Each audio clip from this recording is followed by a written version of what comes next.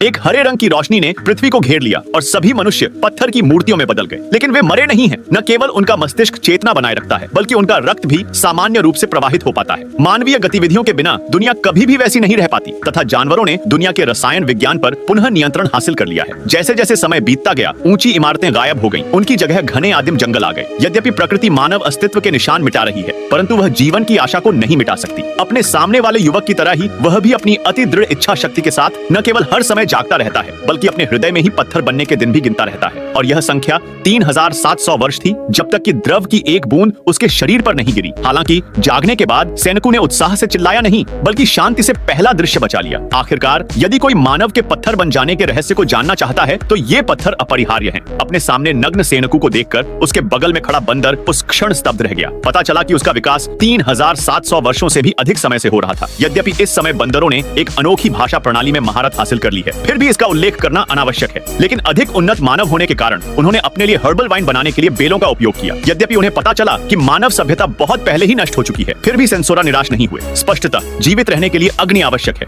यद्यपि सैनिकों ने आग पैदा करने के लिए लकड़ी में छेद करने के सिद्धांत में महारत हासिल कर ली थी, लेकिन पाषाण युग की पृथ्वी में भले ही सैनिकों ने लंबे समय तक छेद किया हो, लेकिन आग का कोई केंद्र नहीं था। इसके बजाय वह बहुत थक गया था और उसके पास सबसे आदिम विधि को चुनने के अलावा कोई विकल्प नहीं था। मैंने देखा कि सेनकू नदी से कई प्रकार के पत्थर ढूंढ रहा था और फिर सबसे कठोर पत्थर निकालने के लिए लगातार उन पर हथौड़ा मार रहा था। पत्थरों की अलग अलग कठोरता का उपयोग करके एक पत्थर की कुल्हाड़ी बनाई गई, जिसका उपयोग फिर बेलों को काटने और उन्हें धागे में पिरोकर रस्सियां बनाने के लिए किया गया, जिन्हें फिर लकड़ी की छड़ियों के साथ जोड़ दिया गया। इस तरह यह एक साधारण ड्रिलिंग भाला बन गया। सौभाग्यवश अपने अथक प्रयासों के बाद अंततः उन्होंने वानरों के सामने पुनः मानव की शक्ति को सिद्ध किया तथा मानव सभ्यता के लिए आशा की अग्नि को सफलतापूर्वक प्रज्वलित किया। हालांकि अकेले समुद्री परिवहन पर्याप्त नहीं था। इसके बाद के दिनों में सैनिकों ने घर बनाने के लिए लकड़ियां इकट्ठा करना जारी रखा। हालांकि उसके पास जानवरों से आगे निकलने की ताकत नहीं थी, फिर भी वह जाल बनाने और जानवरों को पकड़ने के लिए अपने चतुर दिमाग पर निर्भर था। इसके बाद न केवल उनके पास पर्याप्त भोजन उपलब्ध हुआ और उनके जीवन स्तर में सुधार हुआ, बल्कि उनके पास कपड़े भी आ गए और उन्होंने एक लकड़ी का विला भी बनवाया। विश्व में एकमात्र शेष बचे मानव के रूप में उन्होंने वैज्ञानिक सभ्यता को पुनः गौरव प्रदान करने की शपथ ली। हालांकि दिन भर की शारीरिक मेहनत के कारण वह थक जाता था और उसे अपनी शक्ति बढ़ाने के लिए एक साथी की तत्काल आवश्यकता थी। तो उसे अपने अच्छे दोस्त बड़े पेड़ का ख्याल आया। यदि वह इसे पुनर्जीवित कर सकें तो चीजें बहुत आसान हो जाएंगी और वह वैज्ञानिक अनुसंधान पर ध्यान केंद्रित कर सकेंगे। सौभाग्य से सैनिकू एक सावधान पर्यवेक्षक था और उसने उस स्थान पर एक मोटी उंगली देखी जहां वह अभी अभी जागा था। केवल इसी आधार पर उसे यकीन हो गया कि यह उसका अच्छा दोस्त दाइशु ही है। हालांकि इसे खोदना पर्याप्त नहीं था। पेड़ को पुनर्जीवित करने के लिए स्पष्टतः किसी विशेष बाह्य शक्ति की आवश्यकता है। निरीक्षण के दौरान उन्हें दूरी पर एक अजीब गुफा का प्रवेश द्वार मिला। जब सैनिकू अंदर आया तो उसे तीखी गंध महसूस हुई। इसकी पुष्टि के लिए उन्होंने पत्थर बन चुके बालों पर एक प्रयोग किया और जैसी की उम्मीद थी, केवल